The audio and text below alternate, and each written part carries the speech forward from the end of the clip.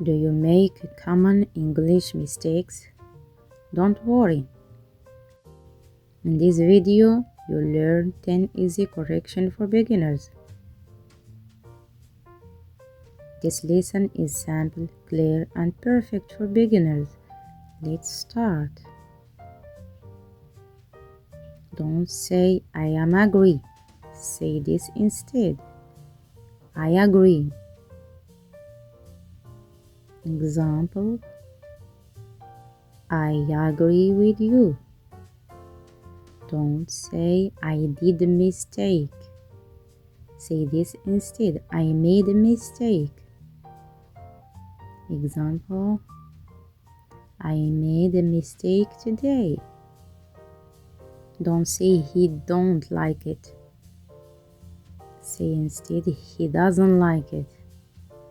Example, he doesn't like coffee. Don't say I am late to school. Say I am late for school. Example, I am late for work. Don't say she have 20 years. Say she is 20 years old. Example, she is 18 years old. Don't say I go to home. Say this instead. I go home.